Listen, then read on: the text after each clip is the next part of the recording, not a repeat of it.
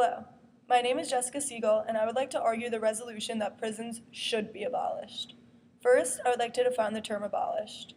Abolished is when the government puts a formal end to a system, practice, or institution. Secondly, a prison is a state or privately run facility in which people are legally held for crimes that they have committed, or when waiting for a trial to be completed. I am arguing that prisons should be abolished because it is evident that the current status is not working.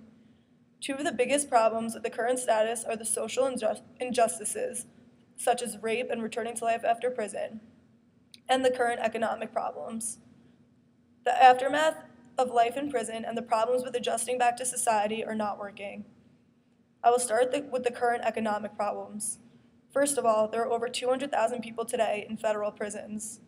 This large number poses as a threat to the economy because the more people there are, the more money needed, and this comes out of taxpayers' dollars.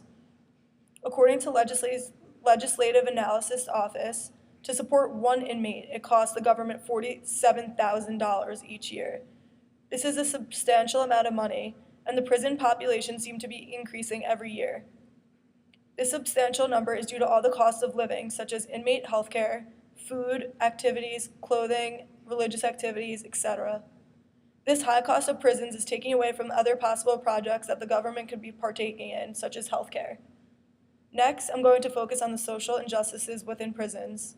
Firstly, rape is a problem that has been occurring within prison walls for decades.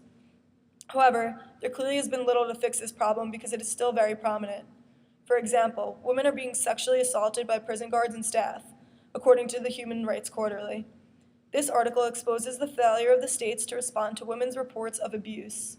The states failed to protect these women and sometimes neglected the complaints entirely. These women are being abused and are unable to escape their abusers. Additionally, according to ABC News, there is over 200,000 rape cases within male prisons each year. According to this article, some officials are aware that inmates are being raped, but let it happen because they have many other inmates to worry about. The final problem with the current status of prisons is the issue of adjusting to life after prisons.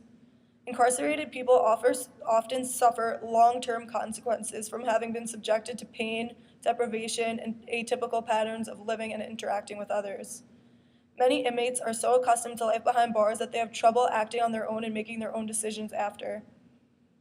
The behavior of many released prisoners resemble that of clinically depressed people, as they are socially withdrawn and lead lives of isolation and desperation. More specifically, parents who return from periods of incarceration are used to being dependent on institutional structures and routines, and this makes it extremely difficult to organize their child's lives, something that parenting requires. To sum up what I just stated, the current status is not working. Therefore, the prison systems must be abolished. People in prisons are experiencing unusual punishment, and their lives are being put at risk. These people have no one to run to because their authorities are often the ones abusing them. Not only are people behind bars suffering, but also the people of the states are suffering as well due to the economic situation and their money being used for taxes.